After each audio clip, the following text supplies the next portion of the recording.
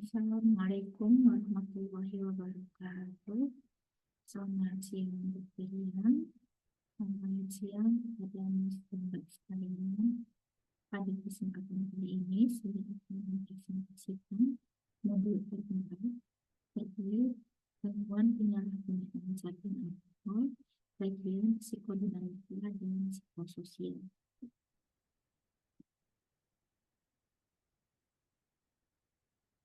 Untuk tujuan pembelajaran pada modul kali ini, yang pertama, memahami psikodinamika pada gangguan penyalahgunaan zat dan alkohol.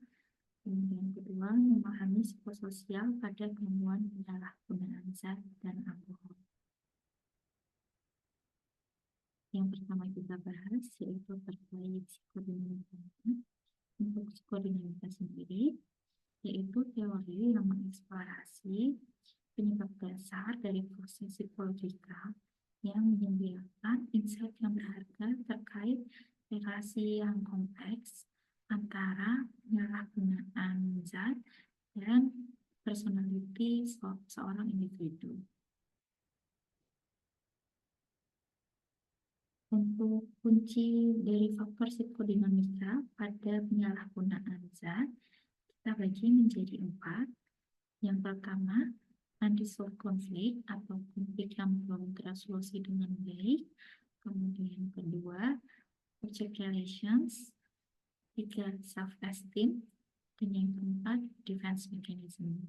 Untuk unresolved konflik ini berkaitan dengan teorinya Freud. Kemudian object relations ini berkaitan dengan teorinya Bloom.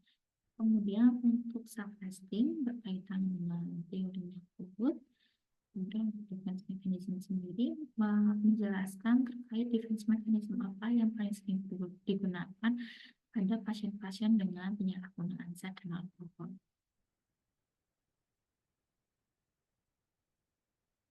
Yang pertama kita bahas terkait unresolved conflict. Yang pertama adanya oral fixation. Beberapa individu beralih ke penyalahgunaan zat dan alkohol sebagai bentuk kenyamanan dan mencari gratifikasi yang mana merefleksikan konflik fase oral yang berfiksasi. Kemudian adanya inhibition. Zat dapat digunakan untuk meredam atau sebaliknya mengekspresikan kemarahan dan agresi yang mendasarinya yang berpotensi berasal dari peristiwa traumatis atau konflik yang belum terselesaikan. Kemudian selanjutnya adanya dependency issues. Penyalahgunaan zat dan alkohol dapat menjadi cara untuk mengatasi perasaan ketergantungan atau pengabaian yang seringkali berakar pada pengalaman masa kecil. Kemudian object relations, adanya internalized objects. Hubungan awal dengan pengasuh dapat mempengaruhi bagaimana individu berhubungan dengan diri mereka sendiri dan orang lain yang berdampak pada kerentanan mereka terhadap penyalahgunaan zat. Kemudian adanya self-esteem issues, adanya low self-esteem. Penyalahgunaan zat dapat menjadi cara untuk mengatasi perasaan inadequacy atau merasa tidak cukup atau harga diri yang rendah. Kemudian adanya identity crisis. Zat dapat memberikan pelarian sementara dari kebingungan atau krisis identitas pada seseorang. Untuk defense mechanism yang paling sering dipakai, yang pertama yaitu denial.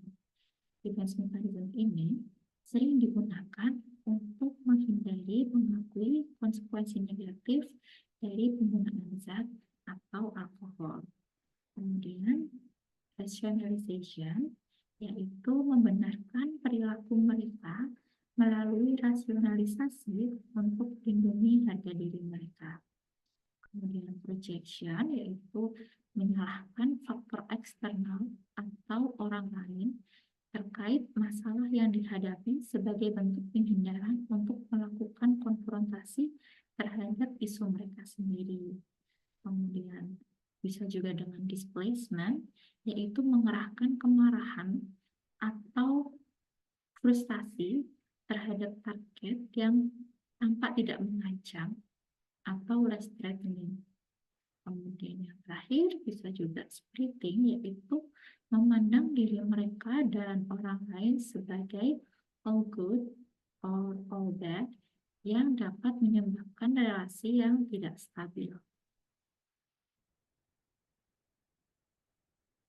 Karena sebelumnya kita sudah mempelajari tentang psikodinamik, maka ada baiknya kita belajar tentang psikoterapi psikodinamik.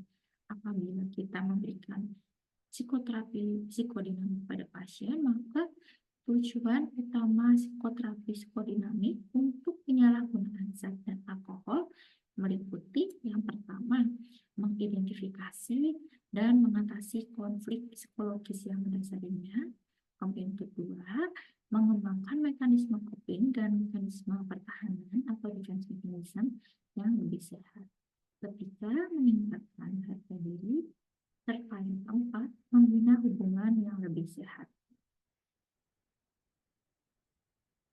Ada catatan penting untuk dicatat bahwa psikodinamika bukan satu-satunya pendekatan untuk memahami dan mengobati penyalahgunaan zat dan alkohol. Kemudian, kombinasi pendekatan terapeutik termasuk cognitive behavioral therapy, motivational enhancement therapy, dan medication assisted treatment mungkin efektif untuk banyak individu. Selanjutnya, kita akan membahas terkait psikososial.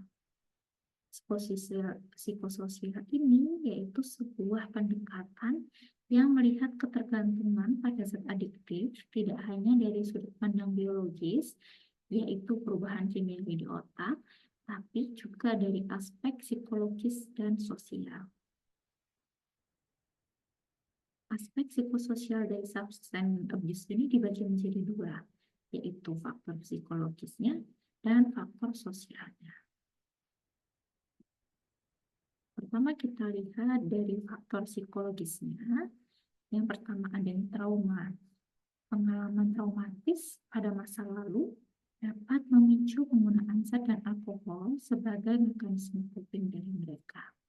Kemudian kedua, adanya gangguan mental, seperti contohnya depresi, kecemasan, dan gangguan kepribadian seringkali berhubungan dengan penggunaan zat dan alkohol.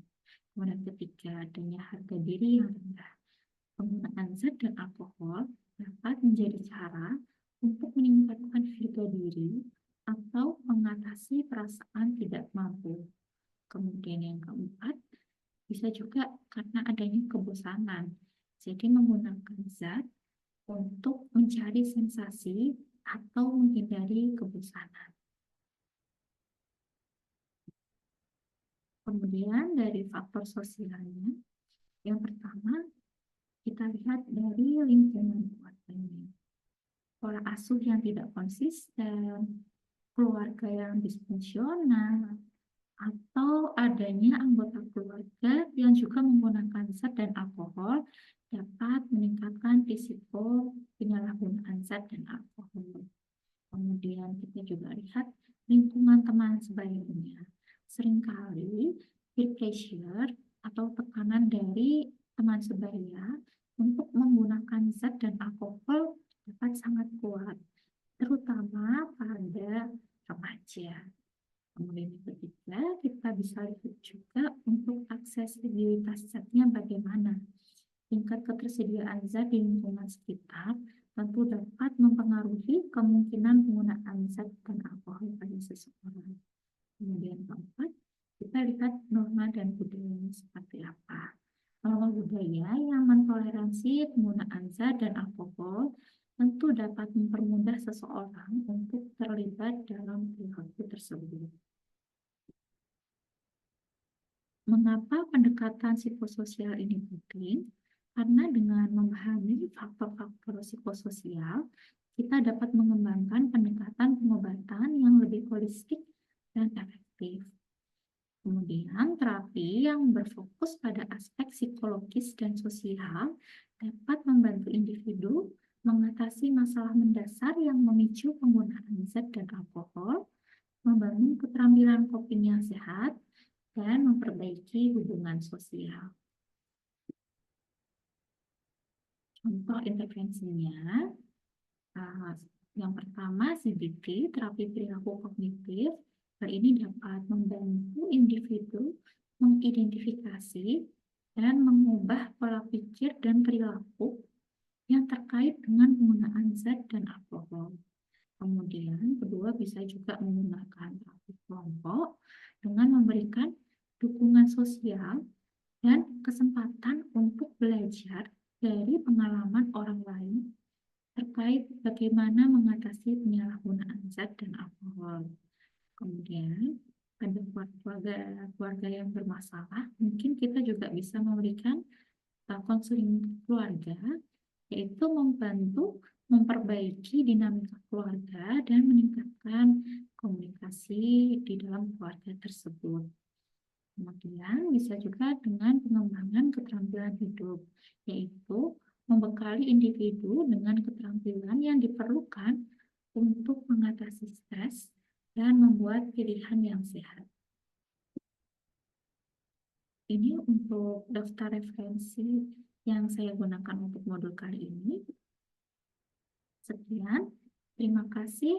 Mohon asupannya Dr. Rian dan Mas Mbak sekalian. Wassalamualaikum warahmatullahi wabarakatuh.